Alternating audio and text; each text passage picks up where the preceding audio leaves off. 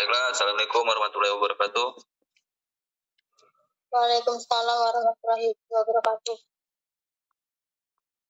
Sini saya Amandubila akan memandu jalannya acara presentasi kita pada yang akan dipresentasikan oleh kelompok 4 yang bertemakan awal terbentuknya komunitas dan entitas politik muslim di kawasan Alam Melayu, kerajaan Melayu Islam, yang mana kelompok 4 ini yang akan dipandu oleh saudari Eni Kartini dan saudara Rahman Wijanarko. Langsung saja kepada kelompok 4. Waktu di tempat kepadanya saya persilakan. Baiklah, Assalamualaikum warahmatullahi wabarakatuh. Sebelumnya terima kasih kepada moderator telah memberikan waktunya kepada kami selaku kelompok untuk mempresentasikan hasil riset dari makalah kami tentang awal terbentuknya komunitas dan entitas politik atau embrio daripada kerajaan-kerajaan Melayu Islam, tepatnya di Nusantara. Baiklah, langsung saja. Saudara bisa melihat sebagaimana telah kami screen di PowerPoint, yakni awal mula terbentuknya komunitas muslim di kawasan Melayu.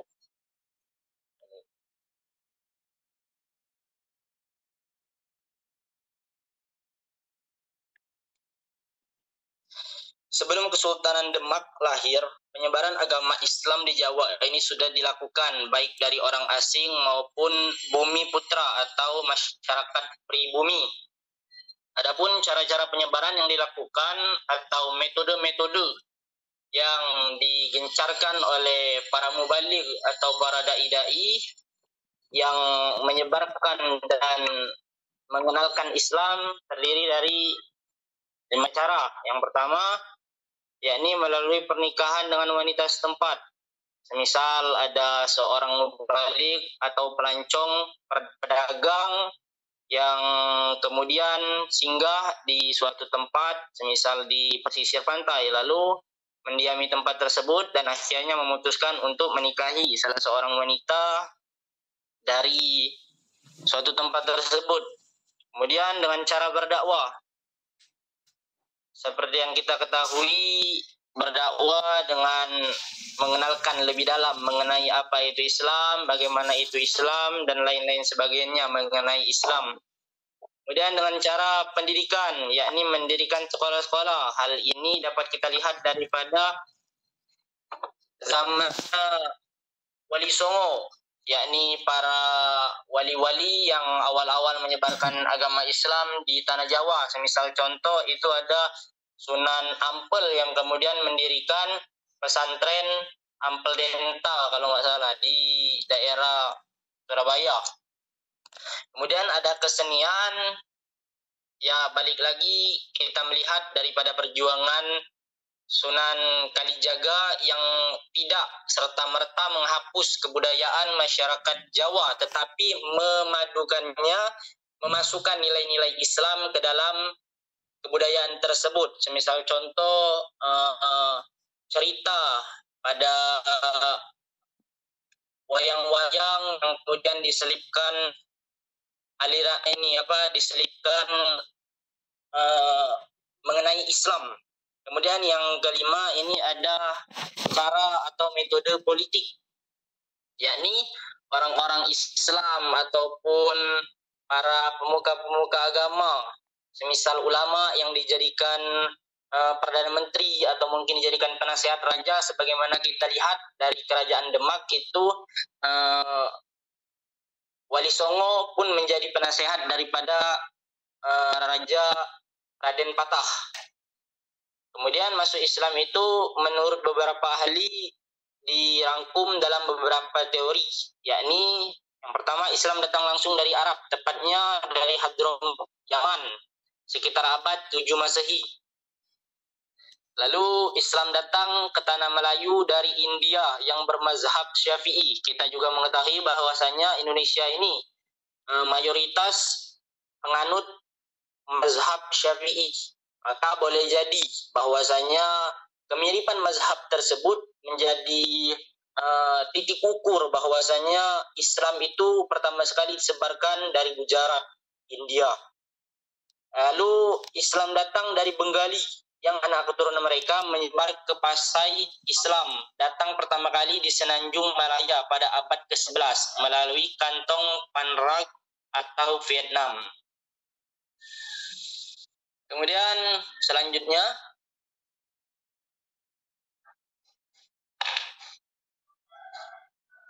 proses masuknya Islam di kawasan Melayu.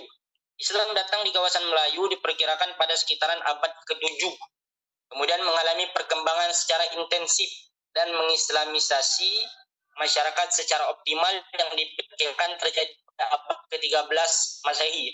Seperti yang pernah dikatakan oleh Pak Ottoman bahwasanya Islam itu awal-awalnya datang pada abad ke-7, 1, 2 atau mungkin segelintir orang-orang Islam kemudian berdagang atau sengaja memang menyebarkan al-Islam para mubayin. Kemudian proses yang kemudian terbentuknya Islam jadi pada abad ke-13 Masehi. Seperti yang kita ketahui, harus mengumpulkan kekuatan, harus mengumpulkan menjadi kuat terlebih dahulu untuk mendirikan suatu kerajaan tersebut. Tidak langsung 1, 2 orang, 3 orang, 4 orang langsung ataupun lain sebagainya. Perlu adanya elemen-elemen seperti prajurit ataupun rakyat yang banyak yang kemudian harus rakyat tersebut menjadi kekuatan Islam, kekuatan kerajaan Islam. Lalu awal kedatangannya diduga akibat hubungan dagang antara pedagang-pedagang Arab dari Timur Tengah, Mesir, Yaman, dan Teluk Persia, atau dari daerah sekitar India, Gujarat, Malabar, dan Bangladesh. Kita mengetahui bersama-sama bahwasanya Indonesia khususnya itu telah menjadi kawasan inti daripada perdagangan di dunia, karena Indonesia ini dihampit oleh 2 lautan yang luas, yakni Samudra Pasifik dan juga Samudra Hindia. Kemudian juga dihampit oleh 2 benua yang sangat luas, yakni benua Australia dan juga benua Asia. Maka sangat dimungkinkan atau bagi para bandar-bandar, saudagar-saudagar ataupun pedagang, memungkinkan mereka pasti akan singgah di bandar Indonesia. Kemudian berupa kerajaan Islam awal ataupun yang pertama sekali mendirikan tubuh pemerintahan Islam di wilayah Melayu. Di Indonesia ada kerajaan Samudra Pasai. Kerajaan Samudra Pasai ini terletak di Aceh. Untuk posisi lebih jelasnya itu di ujung Aceh atau di ujung sekali utara bagian atas Pulau Sumatera. Dan untuk yang kedua ada kerajaan Kesultanan Perlak. Kesultanan Perlak ini disebut-sebut sebagai kesultanan Islam, kerajaan Islam atau pemerintahan Islam pertama di kita. Karena Kesultanan Perlak ini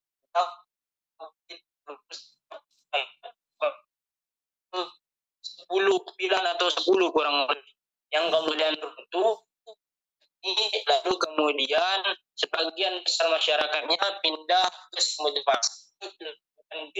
Samudra Pasai yang pada saat itu diperintah oleh sultan atau raja yang kedua yang bernama Al-Malik Az-Zahir. Lalu di Malaysia terkenal dengan kerajaan Kedah Tua. Untuk selanjutnya Brunei Darussalam berikan kesempatan kepada makalah lainnya, yakni Eni Kartini untuk menjelaskan secara rinci kepada Eni. Baiklah, selanjutnya Brunei Darussalam, di mana di situ disebutkan bahwa adanya Sultanan Brunei. Menurut catatan sejarah bahwa kerajaan Brunei itu telah ada sejak pada abad ke-7 Masehi. Pada saat itu wilayah ini masih menganut agama Hindu Buddha sebagai agama kerajaannya. Juga Islam mulai masuk ke wilayah Brunei Darussalam pada sekitar tahun 977. Adapun mengislamisasikan Brunei Darussalam pada saat itu ialah para pedagang Muslim yang berasal dari Cina. Dengan kedatangan mereka mampu menyebarkan Islam hingga berkembang selama beberapa abad setelahnya. Ada juga sistem dan kerajaan Brunei Darussalam yaitu sistem pemerintahan absolut. Kekuasaan tertinggi berada di tangan atau raja yang memiliki kekuasaan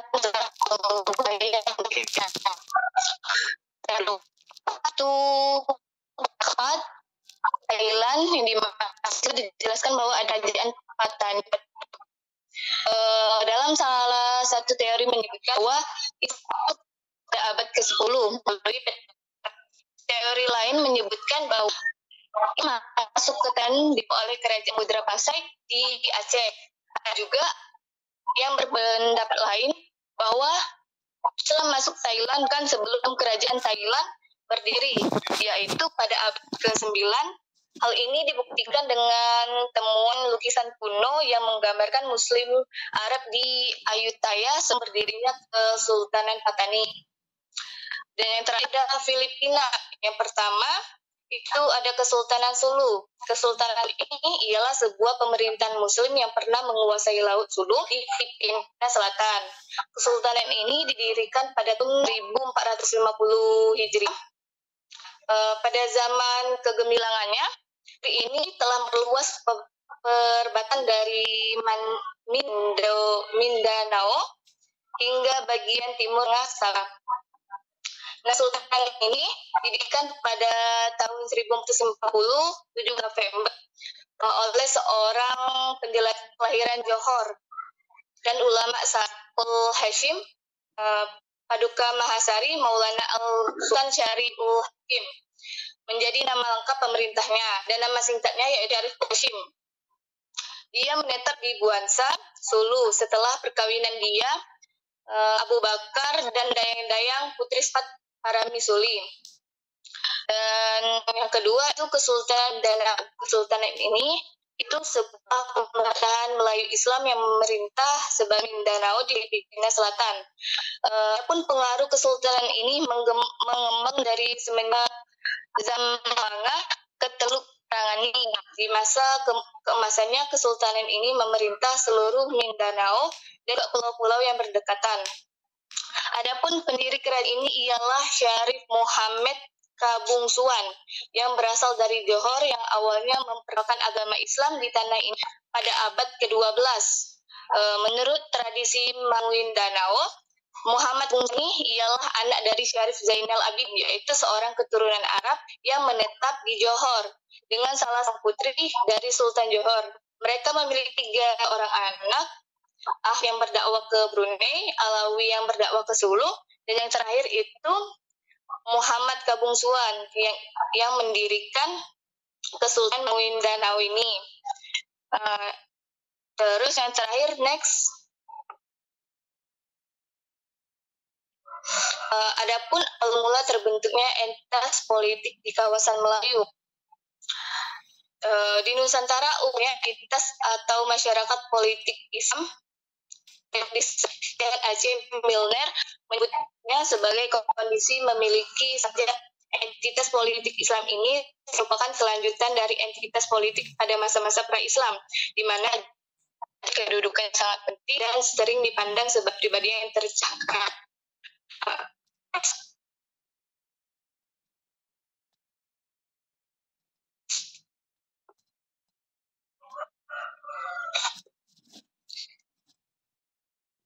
Karim dalam bukunya menyebut bahwa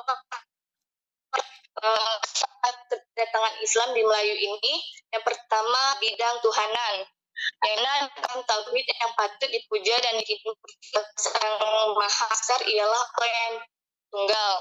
Dan kedua, manusia dihadapkan derajat yang sama, kemuliaan diperoleh apabila manusia itu bertawakal pada Allah Subhanahu wa Ta'ala dan berdoa menjadi ukuran kemuliaan. Yang ketiga, kehidupan manusia dalam masyarakat terikat dalam kesatuan dan persatuan yang terbagi-bagi menurut dengan kemasyarakatan. Dan yang terakhir, keempat, kehidupan bermasyarakat diatur oleh aturan-aturan yang dibuat secara bermusyawarah sesuai dengan kehendak. Dan yang terakhir, kelima, nikmat Allah yang tertuang di langit bumi dan diantaranya kedua harus dinikmati secara merata. Next, host.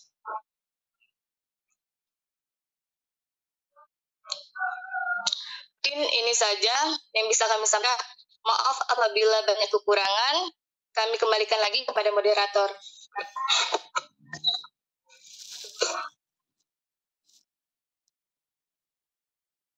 Baik, nah, kita dengar penjelasan dari dua materi kita pada hari ini mengenai awal mula terbentuknya komunitas Muslim yang ada di kawasan Melayu. Mungkin menjadi sebuah referensi juga bagi kita, di mana memang hal ini menjadi suatu bagian buah kajian kita dalam latar belakang sejarah peradaban Islam. Baik, untuk acara selanjutnya yaitu sesi tanya jawab, di mana saya akan membuka 3 penanya saja untuk kelompok 4 ini. Bagi kawan-kawan yang mungkin ada yang ingin ditanyakan kepada kelompok 4, silakan untuk menghidupkan diskusi kita pada siang hari ini. Tentu saja saya buka sesi jawab bagi teman-teman yang ingin bertanya.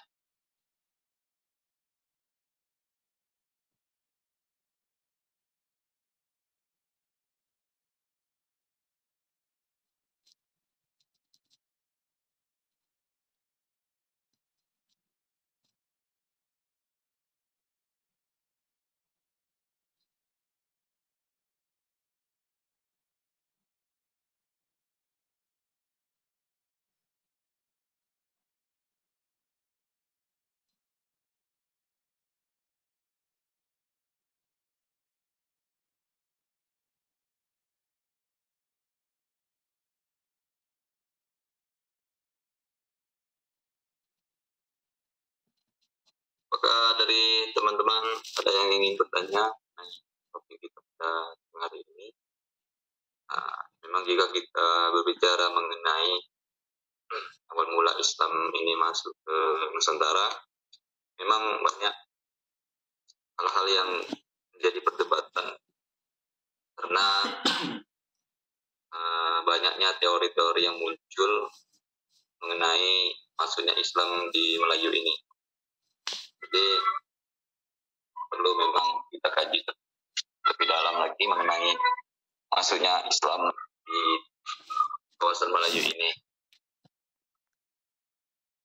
Jadi telah dijelaskan oleh pemakalah bahwasanya pemakalah menggunakan teori Hadramaut dari Yaman, bahwasanya Islam masuk ke Melayu itu dari Yaman. Tetapi perlu kita ketahui juga bahwasanya Islam ini penjelasan mengenai Islam masuk ke kawasan Melayu ini itu mempunyai banyak teori. Ada yang dari Gujarat, ada dari Persia, ada dari Malabar, terus itu ada dari Mekah. Jadi ya sebisa-bisa kita untuk menentukan teori mana yang menurut kita lebih kuat bukti-buktinya untuk salah ini. Kalau mengingat waktu Zoom kita secara perlahan berkurang terus secara menerus, Apakah dari kawan-kawan tidak ada yang ingin bertanya? Tidak paham semua? Nampaknya sudah menguasai dari materi ini. Alhamdulillah, berarti ada peningkatan selama 4 semester ini kuliah. Saya mungkin tidak ada yang ingin bertanya. Dari saya mungkin bertanya.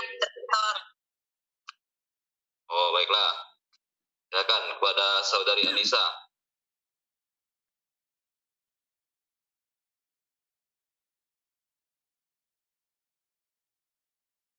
Pada makalah disebutkan bahwa pengaruh Persia terhadap kebudayaan Melayu sangat terasa pada pemikiran-pemikiran seni dan bahasa. Bisakah Anda sebutkan apa saja pengaruh Persia pada kebudayaan Melayu yang masih terasa hingga sekarang? Terima kasih. Baik, pertanyaan sangat gemilang dari Anissa ya Zahra, yaitu apa saja maksud itu budaya apa yang masih tertinggal di Nusantara pada saat ini. Kita pernah mengingat Persia pernah masuk juga ke Nusantara dalam peran menyebarkan agama Islam. Baik, ada lagi yang ingin bertanya?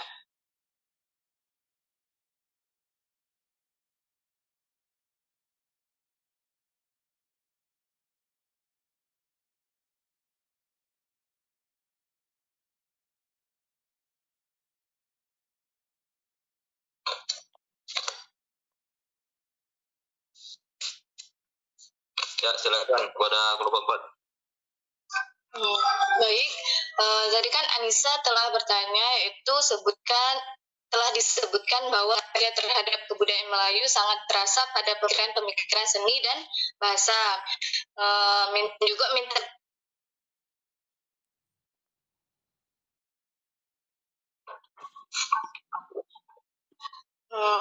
menjawab pertanyaan dari saudari Anissa. Pertanyaannya itu disebutkan bahwa pengaruh Persia terhadap budaya Melayu sangat terasa pada pemikiran dan tolong disebutkan apa saja pengaruh Persia pada kebudayaan Melayu yang masih terasa hingga saat ini.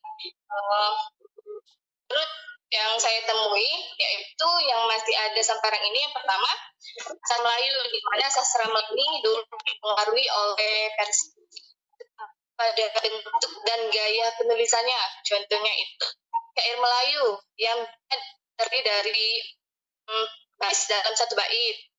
Kedua itu ada seni tari yang juga dulu itu dipengaruhi oleh Persia, terutama pada gerakan tariannya yang lemah lembut dan elegan. Tarian ini nih gerakannya itu mirip nian dengan tarian Persia. Yang ketiga, seni musik dipengaruhi oleh Persia yang kita rasakan sampai ini. Dan keempat, ini juga oleh seni lukis Persia, di mana contoh lukisan ini bentuk kayak hiasan bunga-bunga dan yang terakhir yaitu bahasa Melayu yang dulunya juga dipengaruhi oleh terutama kata-kata dan contohnya itu kayak kata-kata dalam bahasa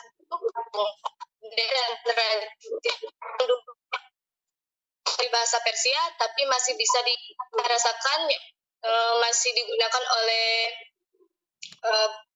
orang Melayu dan saat apakah dari Anissa dapat dipahami?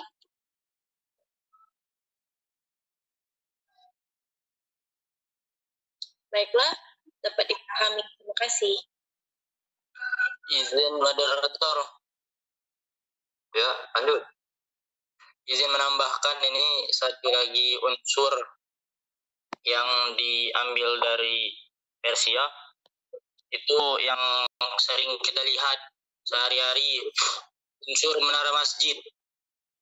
Jadi unsur menara masjid ini diambil dari Persia pertama sekali. Hal itu terjadi ketika Khalifah Bani Umayyah yang pada waktu itu diperintah oleh Al-Walid I, kalau nggak salah Al-Walid bin Abdul Malik, yang melihat menara Persia itu tinggi-tinggi. Jadi kalau kita melihat struktur bangunan atau arsitektur pada masa Persia itu ada menara tinggi yang nantinya itu diletakkan api. Bangsa Persia ini bangsa yang menyembah api. Jadi api-api di sana itu diletakkan di tempat yang tinggi-tinggi supaya tidak mati itu. Jadi Khalifah Al-Walid ini melihat bahwasanya ini kalau dimasukkan ke arsitektur masjid berguna, apalagi untuk seorang muazzin yang pada saya itu suara ini belum ada mikrofon, belum ada mic. Jadi harus lantang, harus terdengar ke segala penjuru. Maka diambillah unsur menara ini dari Persia, dimasukkan ke dalam agama Islam, tepatnya di arsitektur masjid. Kemudian dapat kita lihat bahwasanya arsitektur Islam itu di Indonesia, bukan saja Masjid Kudus itu mengambil arsitektur Hindu, juga Islam, dan juga Persia. Jadi ada 3 elemen daripada bangsa ataupun suku yang menjadi arsitektur di Masjid Kudus. Jadi seperti itu. Oh, baik. Jadi dari segi arsitektur yang masjid kita lihat sekarang ya di Indonesia, berarti itu akibat dari akulturasi dari arsitektur Persia. Mantap. Ya, terima kasih Saudara Rahman. Nah, jadi dari Saudari Anissa, apakah bisa dipahami dari penjelasan 2 materi tadi? Alhamdulillah bisa dipahami. Oke, baiklah. Nah, mungkin dari sini tidak ada lagi yang ingin bertanya. Sedikit mungkin saya simpulkan dari penjelasan 2 materi tadi, yaitu bagaimana proses jalurnya masuk Islam ke dunia Melayu itu memang menjadi sebuah pertanyaan yang besar, karena mengingat banyak penulis-penulis atau peneliti yang berbeda pendapat akan mengenai masuknya Islam di Melayu ini. Di samping itu juga dari segi peninggalan mungkin itu sangat kurang. Jadi itulah faktornya mengapa hal itu membuat tidak ada bukti yang kuat untuk menetapkan kapan dan siapa pembawa Islam yang ada di Melayu ini. Mungkin nanti itu bisa kita bahas ke depannya untuk lebih lanjut. Nah, di Mokala juga dijelaskan beberapa kerajaan yang berhasil mengembangkan dari segi aspek politik di wilayah Melayu. Tadi disebutkan ada sekitar 5 negara, yang mana setiap negara itu mempunyai 2 kerajaan besar. Satunya Indonesia, Samudra Pasai, dan kerajaan apa tadi lupa saya. Nah, baiklah, mungkin itu dari saya selaku moderator pada siang hari ini. Lebih kurangnya saya mohon maaf jika ada salah, baik dari perkataan maupun tingkah laku selama jalannya diskusi pada siang hari ini. Saya Aman Bila, pamit undur diri. Wassalamualaikum warahmatullahi wabarakatuh. Waalaikumsalam warahmatullahi wabarakatuh. Bye-bye.